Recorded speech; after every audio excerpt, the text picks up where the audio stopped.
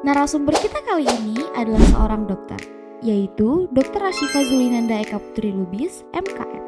Beliau merupakan lulusan Universitas Sumatera Utara pada tahun 2010. Biasanya penyebab stunting itu diawali dari 1000 hari masa kehidupan.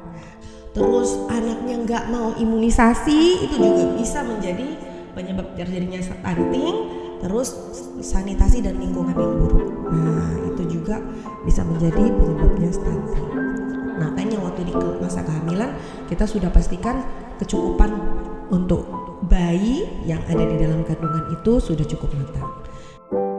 Oke guys, sebelum lanjut nonton, jangan lupa like, comment, subscribe, dan jangan lupa untuk aktifin loncengnya ya, agar kalian dapat notifikasi video terbaru dari kami. Enjoy the video! Assalamualaikum warahmatullahi wabarakatuh. Halo Sobat Gimers, hari ini kita ada di BBK, Bincang-Bincang Kesehatan dengan saya Nabila Saki. Dan hari ini saya bersama Dr. Ashifa Zulinanda Eka Putri Lubis, MKM. Halo dokter. Halo Nabila. Dokter biasanya dipanggilnya apa ini? Nah, saya biasa dipanggil Dokter Siva, Dokter Ashifa, bebas bila nyamannya seperti apa. Oke, Dokter Syifa. Ya. Nah, dokter, jadi hari ini kita mau bahas masalah kesehatan perkembangan gizi dan anak. Jadi, seperti yang bisa kita lihat di layar, ada 21 juta warga negara Indonesia yang kekurangan gizi dan 21,6% anak mengalami stunting. Nah, menurut Bila nih, Dok, angka 21,6% anak mengalami stunting itu tinggi ya, Dok. Jadi, tanggapan dokter tentang isu ini tuh gimana? Nah, saya setuju sekali nih sama pendapat Bila. 21,6% ini bukan angka yang kecil ya. Saya rasa memang cukup besar. Apalagi dilihat dari artikel yang ternyata publishnya ini baru aja di tanggal 8 Desember 2024. Iya. Berarti memang kejadiannya ini baru saja terjadi ya. Nah, pengumpulan datanya ini baru saja dilakukan. Tapi ternyata angka yang signifikan ini memang sudah menurun dari angka sebelumnya. Sebelumnya dari data yang pernah saya dapat bahwasanya angka stunting di Indonesia itu bisa mencapai 30-an% sekian. Nah, memang alhamdulillahnya awareness masyarakat Indonesia tentang stunting sudah semakin meningkat walaupun memang masih progres ya. Saya rasa 21,6% ini juga memang cukup tinggi. Iya. Setuju nggak, Bil? Setuju sih, Dok. Iya, benar. Nah, Bila mau nanya nih, Dok. Ya. Stunting itu sebenarnya apa sih, Dok? Nah, stunting itu saya ada slide nih tentang stunting. Nanti kita akan paparkan next. Oke, stunting itu adalah kondisi. Nah, ini menurut WHO kondisi di mana anak-anak itu terlalu kecil, too short dari umurnya 40 year age and is caused by chronic or recurrent malnutrition. Nah, biasanya penyebabnya oleh keadaan malnutrisi. Malnutrisi itu kekurangan gizi yang kronis dan berulang recurrent. Jadi memang keadaan gizinya sangat buruk biasanya. Seperti itu menyebabkan gagalnya pertumbuhannya yang tadi pertumbuhan tingginya yang paling utama terlihat. Begitu, Mila. Oke, dari stunting itu penyebabnya apa aja nih, Dok? Nah, penyebab stunting itu macam-macam. Nah, ini salah satunya ada di slide saya. Biasanya penyebab stunting itu diawali dari 1000 hari masa kehidupan. Nah, apa aja dari berat badan waktu bayinya lahir itu berat badan lahirnya rendah. Terus waktu dia lahir, nah ASInya tidak diberikan sama ibunya, tidak ASI yang cukup, tidak mencapai 6 bulan. Bahkan sebelum dia lahir, ibunya mungkin tidak mengonsumsi makanan-makanan yang bergizi, itu berpengaruh sekali loh. Nah, jadi penghitungan 1000 hari pertama kehidupan itu dimulai dari 0 hari di mana janin sudah terbuahi sampai dia lahir ke dunia. Itulah 1000 hari pertama yang sangat berharga. Lalu adanya kekurangan asupan energi dan protein. Terus anaknya nggak mau imunisasi, itu juga bisa menjadi penyebab terjadinya stunting. Terus sanitasi dan lingkungan yang buruk. Nah, itu juga bisa menjadi penyebabnya stunting. Seperti seperti itu. Oke. Jadi kesimpulannya stunting ini karena si anak nggak dapat gizi yang tepat ya dok? Nah bener, setuju. Bila udah paham ya, berarti kalau misalnya keadaan gizi ini sangat berpengaruh sama pertumbuhan anaknya, walaupun dalam kandungan. Jadi nggak cuman dia, mungkin selama ini orang terfokus ketika anaknya lahir ke dunia, tapi sebenarnya yang terjadi adalah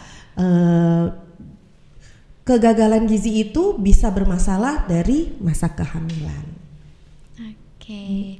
Nah, gimana sih caranya kita bisa mastiin kalau si anak ini dapat nutrisi yang tepat biar bisa mengurangi angka stunting, menghindari stunting anak? Oke, pertanyaannya bagus sekali Nabila.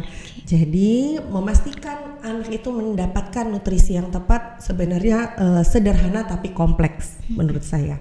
Hal ini sederhana karena kalau kita sudah mulai sadar mudah untuk melakukannya. Kompleks karena memang dimulai dari dari masa kehamilan. Adanya kesadaran dulu nih dari seorang ibu atau calon pengantin atau orang tua yang berencana untuk punya anak. Jadi ketika mereka sudah menikah, nah waktu awal-awal nih mungkin ini cocok banget nih buat para gimers yang masih umurnya masih muda dan berencana nih umur-umur matang ya, yang berencana untuk menikah. Pastikan kalau teman-teman gimers itu cukup umur untuk menikah, usia yang cukup matang, karena terlalu muda itu bisa mempengaruhi masa kehamilan.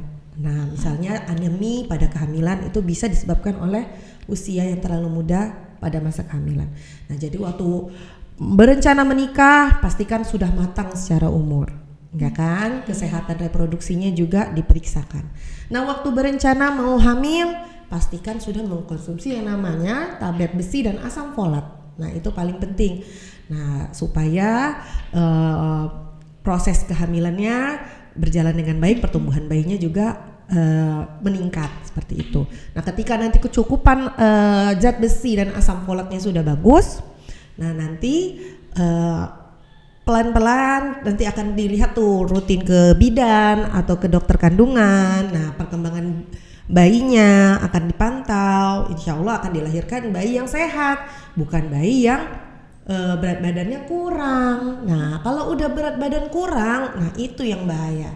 Aku harus punya, bukan berarti berat badan lahir kurang itu juga tidak bisa terselamatkan, no, tapi memang butuh effort yang lebih besar. Nah kayaknya waktu di masa kehamilan kita sudah pastikan kecukupan untuk bayi yang ada di dalam kandungan itu sudah cukup matang. Nah lalu setelah dia lahir, nah kebutuhan-kebutuhannya secara fitrahnya kita penuhi. Tadi kebutuhan ASI, kebutuhan gizinya. Nah ketika memberi ASI berarti yang harus memberi gizinya tercukupi siapa kira-kira menurut Mila? Benar, si ibu menyusuinya.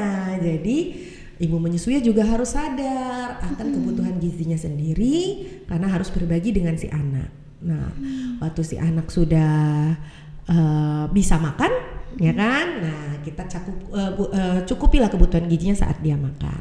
Nah, banyak sebenarnya tadi makanya saya bilang sangat kompleks karena menurut saya, karena saya juga seorang ibu 2 anak, menurut saya fase kehidupan menjadi seorang ibu itu punya level-level. Jadi setiap levelnya kita naik level 1, level 2, level 3 dan sangat seru tentunya. Nah, itulah kira-kira cara supaya mencegah yang tadi terjadinya stunting. Makanya saya bilang sangat kompleks, sederhana tapi kompleks seperti itu. Oke, nah kalau itu tadi cara memastikan nutrisi yang tepat untuk anak. Nah, tapi dok, kalau misalnya nutrisinya nggak tepat, kira-kira penyakit apa aja nih yang bakal didapetin sama si anak? Nah, kalau penyakitnya itu memang pasti ya, pasti akan terjadi kalau sudah gizinya terganggu. Ketika tubuh anak tidak tercukupi gizinya, otomatis daya tahan tubuhnya, imunitasnya juga melemah. Iya. Yang tadinya mungkin dia kena orang bersin di depannya, anak lain biasa-biasa aja, tidak ada masalah. Tetapi ketika anak yang gizinya kurang, imunitasnya menurun, di depannya ada orang yang sedang batuk pilek atau bersin, pasti langsung lebih mudah tertular penyakit. Nah, berkaitan juga dengan imunisasi. Nah, jadi tadi mungkin di slide saya boleh ditunjukkan bahwasanya Oke, nah tadi ya sudah dijelaskan pada ibu hamil, itu juga kita bahas pada saat lahir, pada bayi berusia 6 bulan, nanti memantau pertumbuhan dan perkembangan anak, PHBS juga. Nah, penyakit-penyakit yang muncul itu dipengaruhi oleh imunisasi juga bisa. Jadi kalau misalnya anaknya yang tidak imunisasi, nah otomatis juga akan bisa terserang penyakit karena imunnya belum terbentuk seperti itu. Oke. Nah, tadi saya juga ada nih next slide-nya. Semua itu sebenarnya sangat mudah ditemukan. Kenapa? Karena semuanya udah ada di Posyandu. Jadi kalau di Posyandu itu ibu-ibu waktu hamil, waktu hamil itu diperiksakan lalu diberikan tablet besi, zat besi. Waktu menyusui juga seperti itu, diberikan makanan tambahan. Anaknya juga diperiksa tinggi badannya, berat badannya dipantau. Nanti diplot di dalam buku, namanya buku buku kesehatan ibu dan anak. Nah, buku kesehatan ibu dan anak itu nanti disitulah kita bisa memantau keadaan gizi anak. Seperti yang tadi kita bahas sebelumnya, bahwasanya kayak mana sih cara mengetahui kebutuhan gizi dan kecukupan gizi anak? Nah, semuanya bisa nih di Posyandu. Jadi manfaatkanlah fasilitas negara yang diberikan. Nah, juga ada, kalau misalnya nggak ke Posyandu kemana dok? Ke dokter anak, ya kan? Kemana lagi dok? Ke puskesmas bisa. Semuanya bisa dimanfaatkan. Yang penting ada kemauan, ada komitmen, nah ada kesadaran diri. Nah, seperti itu. Oke, nah dok, jadi di masa-masa sekarang kan lagi marak-maraknya nih makan siang gratis. Nah, jadi menurut dokter itu gimana dengan isu makan siang gratis ini? Ya. Kalau yang bila dengar makan bergizi gratis siap dimulai di 190 titik yang tersebar di 26 provinsi di Albino. Di balik menu makan bergizi gratis ada ratusan dapur yang ditunjuk pemerintah untuk membuat menu makan bergizi.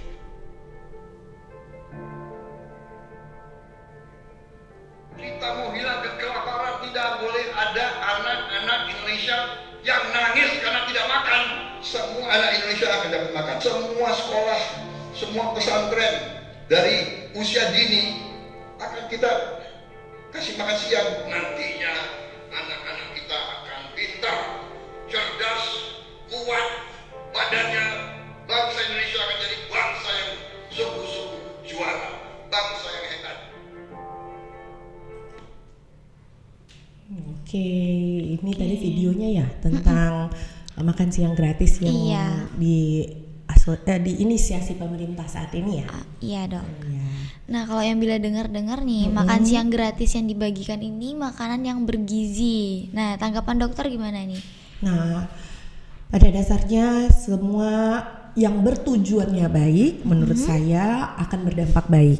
Benar kan? Benar. Nah, pastinya pemerintah dengan melakukan yang namanya menginisiasi makan siang gratis ini tentu tujuannya baik gitu kan. Iya. Tapi perlu kita sadari juga apakah tepat sasaran. Tentunya itu juga harus tahu ya kebutuhannya tepat sasaran dan makanan yang seperti apa yang diberikan. Nah, mudah-mudahan makanan yang diberikan tentunya makanan yang tepat gizi, ya kan? Apalagi diberikan kepada anak-anak usia produktif. Nah, memang makanan ini akan sangat berpengaruh untuk pertumbuhan bangsa. Karena kita yakin bahwasanya masa depan bangsa itu berada di anak-anak yang saat ini berada di bangku sekolah. Nah, kalau anak-anaknya stunting, anak-anaknya gizi rendah, tentu kecerdasannya juga akan berpengaruh. Iya. Seperti itu. Oke. Nah dokter, sehat itu mahal nggak sih?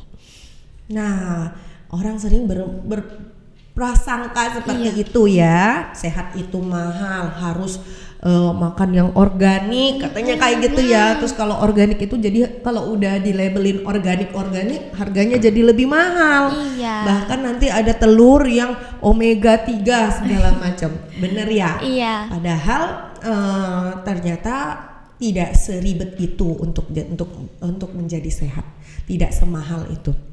Nah, orang zaman dulu kita bisa lihat, mungkin orang zaman dulu nggak ada tuh yang namanya sayur, ada yang anorganik, ada yang organik. Zaman dulu juga telur ya sama aja, dari zaman dulu telur ya begitu. Nah, orang zaman dulu kita rasa lebih sehat dari zaman sekarang, umurnya lebih panjang-panjang. Lebih masa penuaannya juga kadang-kadang di masa tuanya mereka masih bisa beraktivitas sangat kuat seperti itu. Kita bisa belajar dari mereka bahwasanya sehat itu nggak semahal itu. Dari kita mulai dari diri sendiri, kalau emang dirasa butuh asupan sayuran yang sehat yang katanya harus organik, kenapa tidak kita tanam sendiri seperti itu kan? Atau ya mungkin bisa di pasar mungkin juga masih banyak sayuran-sayuran yang bersih dan sehat. Jadi gak harus selalu yang mahal-mahal. Lalu asupan gizi itu paling banyak protein, terutama protein yang harus kita kuatkan karena itu yang akan berpengaruh pada pertumbuhan. Nah, protein itu bisa didapatkan dari banyak-banyak, termasuk yang namanya tempe, tahu, telur. Bahkan telur itu macam bentuknya, ada telur bebek, ada telur puyuh. Nah, kalau misalnya dirasa tinggal di perkampungan yang masih banyak orang pengusaha bebek, pengusaha ayam, kita bisa mencarinya lebih mudah kan tentunya. Nah, seperti itu. Atau juga bisa didapat dari ikan. Nah, tinggal sebagaimana kita mengolah makanan itu menjadi lebih baik, tidak boleh terlalu panas karena akan merusak nilai gizinya juga. Sayur-sayuran terutama tidak boleh terlalu panas, mengurangi goreng-gorengan tentunya. Jadi sehat itu nggak semahal itu dan nggak seribet itu kok, Gimers gitu ya.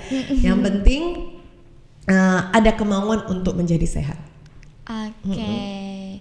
Nah, dokter, kita masuk ke sesi Q&A boleh? Boleh sekali. Katanya kemarin sudah disiapkan ya pertanyaan-pertanyaan dari teman-teman di sosial media Galang Insan Mandiri. Jadi Gimers ini pada penasaran nih dok tentang seputaran gizi dan anak. Boleh?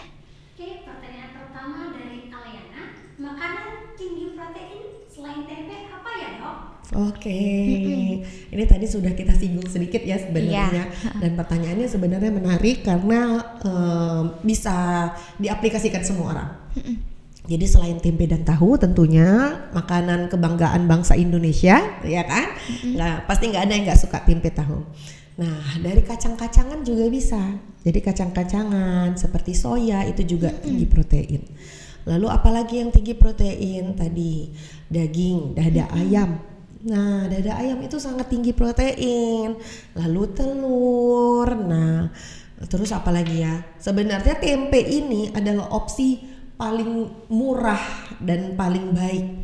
Jadi sebenarnya nggak ada salahnya sih untuk mengkonsumsi tempe seperti itu. Kemudian dari Ayu Holdina, apakah gizi mempengaruhi kecerdasan anak dok? Nah, tadi sempat juga nih kita bahas ya, Bil. Mungkin nanti coba dilihat di slide saya.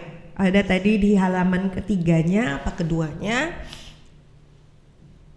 Oke, sorry, next. Nah, jadi faktor dari stunting tadi ternyata sudah diteliti, sangat berdampak pada banyak hal. Kenapa pemerintah sangat fokus pada stunting? Ternyata sangat mempengaruhi dari kecerdasan.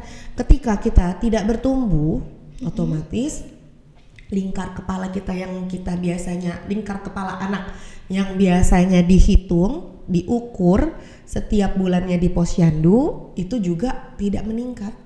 Kenapa kalau lingkar kepala tidak meningkat? Berarti otaknya juga tidak berkembang.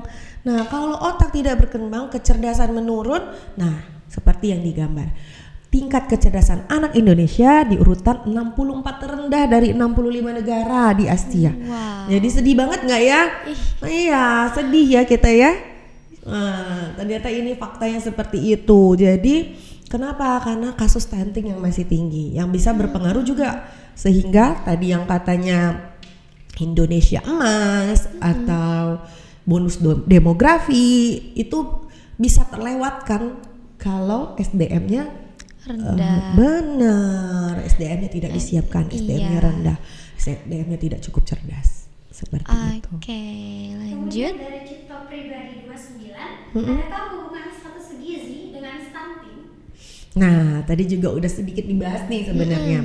Jadi waktu saya cerita nih ya apa yang dilakukan waktu kita melakukan pemeriksaan kesehatan pada anak. Waktu saya gambarkan mungkin di posyandu. Nah, waktu di posyandu anak-anak itu dibawa orang tuanya. Nah, kalau umurnya 0 sampai 1 tahun biasanya dia rutin setiap bulannya ke posyandu. Yang dilakukan adalah diperiksa tinggi badan, berat badan, lingkar kepala, lalu dimasukkan ke dalam plot namanya dari plot WHO itu. Lalu nanti dari situ kita bisa mengukur apakah statusnya normal apa enggak. Nah, ketika dari situ ukurannya tidak normal atau di bawah 2 standar deviasi, nah ada tuh namanya standar deviasi. Kalau di bawahnya itu artinya kekurangan. Nah, yang berpengaruh tentunya pada diagnosis stunting tadi, di mana stunting itu sendiri adalah keadaan gizi yang kurang kan, yang menyebabkan gagal tumbuh, jadinya anaknya kurang tinggi. Nah, dilihat dari situ. Kadang-kadang ada beberapa case yang kita masih bisa catch up, bisa kita kejar keadaan gizinya. Tetapi kalau tadi yang sudah terlalu kronis, yang tadi dan berulang, nah itulah yang mengakibatkan yang terjadi namanya stunting. Nah, makanya jangan males periksa gitu. Tiap bulan harus rajin periksa. Oke. Kemudian dari Nasution Zulkifli, apakah makan Indomie pakai sayur-sayuran hijau termasuk makanan yang bergizi? Oke, pertanyaannya bagus Iya. loh, karena saya juga suka makan Indomie pakai nasi. Iya, orang Indonesia Iya, itu kalau- kebiasaannya makan Indomie pakai nasi. Iya, Kalau nggak Bila pakai- gimana? Sama sih dok, soalnya Ya. kalau nggak pakai nasi nggak lengkap ya kan dok. Iya, pokoknya kalau nggak pakai nasi nggak lengkap katanya. Padahal sebenarnya makan Indomie pakai nasi itu juga kurang baik karena dari mie-nya sendiri itu sudah sebagai karbonhidrat di tubuh kita. Sedangkan nasi itu juga karbonhidrat, otomatis karbonya meningkat. Mungkin kalau di usia muda masih oke-oke aja, tapi ketika di usia tua makan Indomie pakai nasi itu bisa mempengaruhi gula darah karena karbonhidrat itu dirubah menjadi gula darah. Jadi gula di dalam tubuh kita. Nah, kalau tadi sayur-sayuran, nah Indomie itu tricky menurut saya. Ketika kita melihat kadar gizinya semuanya, pembiasaan nih buat teman-teman gamers juga, kalau apa yang kita makan, apalah yang menjadi diri kita. What you eat, what you become menurut saya. Biasain kalau mau makan, lihat dulu di bagian belakangnya. Apa sih kandungan gizinya? Nah, biasanya di setiap bungkus-bungkus mie instan itu sering kita lihat kandungan gizinya cukup sedikit ya. Nah, memang Indomie itu sendiri atau mie instan itu sendiri sebenarnya adalah makanan pengganti yang nggak boleh rutin dikonsumsi. Nah, penambahan sayur pada Indomie itu mempunyai persepsi yang berbeda-beda. Kalau menurut saya sendiri, penambahan sayur pada Indomie itu paling nggak bisa menambah kadar gizi, kebutuhan kadar gizi dari makanan yang tadinya mempunyai gizi yang sangat minimal. Jadi nggak ada salahnya sih kita menambahkan sayur di Indomie kita, tapi jangan sering-sering ya. Oke. Kemudian ada dari Catherine dan Nazira, apakah kebutuhan gizi setiap orang sama? Nah, gimana? Kalau menurut Bila gimana tuh? Kalau menurut Bila kebutuhan gizi dari setiap orang ya beda-beda ya dok, karena kan setiap orang kan punya porsi dirinya masing-masing. Nah kalau menurut dokter? Nah, Benar, seperti yang Bila sampaikan. Jadi biasanya kebutuhan gizi setiap orang itu berdasarkan dengan berat badannya, juga berdasarkan dari umurnya.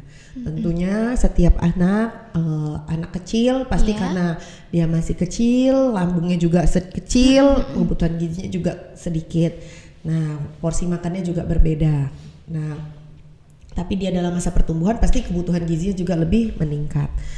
Nah, pada orang dewasa biasanya kita lebih mudah mengatur kebutuhan gizi kita itu dengan telapak tangan biasanya. Jadi kalau saya nggak salah ya, itu kebutuhan karbohidrat itu cuman setelapak tangan. Nah, telapak tangan orang masing-masing. Lalu kebutuhan protein itu segumpalan tangan. Lalu kalau kebutuhan sayur dan buah itu 2 telapak tangan. Ini kalau nggak salah ya, coba nanti sama-sama kita koreksi kembali. Kebutuhan lemak itu sejempol aja. Nah, itu secara sederhananya. Nah, tapi kalau misalnya memang ada yang lagi program diet, mau atur kebutuhan gizinya, ya tetap harus menggunakan timbangan seperti itu. Oke. Nah, boleh nih dok. Q&A-nya udah selesai? Udah. Oh, sudah. Oke. Boleh nih dok kasih tips and trick untuk orang tua yang kesulitan ngasih nutrisi yang tepat untuk anaknya. Karena kan kayak yang tadi Bila tanya, ada beberapa orang yang mengira nutrisi yang sehat itu mahal ya. Jadi ada beberapa orang tua yang kesulitan untuk ngasih nutrisi nih yang tepat untuk anaknya karena mengira sehat itu mahal. Oke, nah mungkin agak di-share sedikit nih ke slide saya yang bagian terakhir. Saya punya slide ini menceritakan tentang kebutuhan gizi. Nah, benar. Jadi sebenarnya jangan salah kaprah, orang-orang suka salah bahwasanya kebutuhan itu kita harus makan nasi. Nasi harus lebih banyak daripada lauknya. Ternyata itu tidak benar. Jadi karbohidrat yang biasa kita makan, yang biasanya kita kalau orang Indonesia tuh harus nasi, ya kan? Nah, kalau misalnya kalau orang lain bisa di negara lain diganti dengan gandum atau roti dan sebagainya. Nah, kebutuhan karbohidrat kita itu sebenarnya sama besarnya dengan kebutuhan protein kita. Lalu ditambahi dengan sayur dan buah dan kecukupan air. Next. Nah, kita harus sadar penuh dengan 10 pedoman gizi seimbang. Nah, konsumsi aneka ragam makanan pokok, batasi konsumsi pangan yang manis, asin dan berlemak. Tadi kita sudah batasi ya, bahwasanya lemak itu cuman bolehnya sejempol. Nah, lakukan aktivitas fisik yang cukup dan pertahankan berat badan ideal. Nanti ini bisa dihitung dengan indeks massa tubuh. Lalu mengonsumsi lauk pauk yang mengandung protein tinggi. Jangan lupa cuci tangan pakai sabun dengan air mengalir. Karena apa? Karena salah satu tadi pencegahan dari stunting adalah sanitasi yang bersih. Terus jangan lupa sarapan pagi nih bagi yang masih bersekolah, terutama masih dalam masa pertumbuhan, sarapan pagi sangat penting. Lalu minum air putih yang cukup dan aman, banyak makan buah dan sayur, membaca label makanan pada kemasan pangan. Nah, pembiasaan nih buat para gamers. Tadi udah kita bahas, what you eat, what you become. Jadi makan itu kita harus tahu, sadar penuh nih dengan apa yang kita masukkan ke dalam tubuh kita. Lalu syukuri dan nikmati aneka ragam makanan. Nah, lalu next.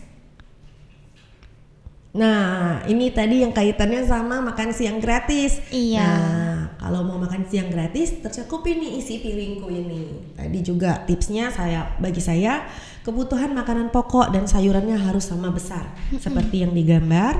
Lalu ada lauk pauk dan buah-buahan. Nah, tips tambahannya, jangan lupa tetap berolahraga. Kalau anaknya, ini pada kasus anaknya males makan. Nah, bisa jadi karena aktivitas fisiknya yang kurang, bisa jadi, atau bisa juga karena higienitasnya, mungkin dia cacingan, nah atau kekurangan vitamin dan kekurangan zat besi juga bisa menyebabkan anak tidak mau makan. Nah, dan jangan lupa kita tambahkan juga konsumsi air mineral 8 gelas per hari, karena kebutuhan tubuh kita itu di bagian tubuh kita ini 80%-nya adalah air. Nah, jadi kita harus butuh air banyak untuk mengisi kebutuhan tubuh kita. Pantau berat badan dan konsumsi gula, garam, dan lemak yang minimal 4 sendok, 1 sendok, 5 sendok gitu. Seperti itu. Oke. Nah, kalau yang tadi tips and trick untuk orang tua, Nabila mau nih dokter kasih tips and trick juga untuk calon orang tua, karena yang Bila tahu nih ya, penyebab stunting ini mulai dari si orang tua atau si ibu yang dari masa remajanya ini kurang memperhatikan kesehatan tubuhnya. Benar. Nah, dokter boleh nggak kasih tips and trick untuk calon orang tua atau remaja-remaja Gimers di luar sana nih yang bisa mencegah nih, jadi suatu saat nanti mencegah anaknya mengalami stunting, Dok? Iya, benar. Jadi teman-teman Gimers ya kan, tentunya semuanya akan berencana untuk memiliki keluarga. Iya. Ya. Tapi pastikan kalau umurnya sudah mencukupi, karena kesehatan reproduksi itu sangat penting. Nah, pesan saya, sarannya tadi kecukupan umur. Nah, yang kedua adalah kecukupannya itu untuk berkeluarga atau berencana untuk memiliki anak, kita harus persiapkan. Jangan pula dirasa tidak cukup secara batin dan lahir. Nah, kecukupannya itu seperti apa? Misalnya gizinya tercukupi. Nah, rutin ke dokter untuk memeriksakan kadar asam folat dan zat besinya juga. Tadi yang seperti udah kita bahas juga. Biasanya orang yang sudah merencanakan untuk memiliki anak itu yang pertama kali diperiksa adalah kadar asam folat dan zat besinya. Nah, ketika itu mudah-mudahan kebutuhan gizinya udah tercukupi seperti itu. Dan jangan males makan sayur. Nah, karena zat besi itu paling banyak di sayur. Oke, jadi yang bisa sobat-sobat Gimers lihat tadi. Nah, jadi untuk mencegah anak mengalami stunting dimulai dari masa sekarang, masa remaja ya, buat sobat-sobat Gimers yang mungkin masih sekolah, itu bisa membantu BKKBN menurunkan angka anak stunting ya kan, Dok? Benar, iya. Makanya kalau dari BKKBN ada duta genre ya? Iya. Nah, di sekolah kita ada duta genre nggak di SMK Galang Insan Mandiri? Ada, Dok. Ada. Luar biasa. Nah, sering dilakukan yang namanya edukasi nggak? Sering kok. Sering. Sosialisasi. Bila duta genrenya, Bila duta genre ya? Oh, bukan. Oh, bukan, Dok. Bila duta siswa. Oh, duta siswa. Duta Iya, genre Dok. ada juga ya? Ada. Jadi kira-kira edukasinya nyampe nggak ke teman-teman? Nyampe kok, Dok. Nah, Aman, selalu alhamdulillah. nyampe. Karena kami selalu sosialisasi juga. Selalu ya? Iya, belajar juga. Oke, Dok. Nah, itulah salah satu cara pemerintah untuk mengatasi stunting dari tingkat yang sangat muda seperti itu. Oke, jadi sekian dari kami. Terima kasih. Bye bye Sobat Gimers.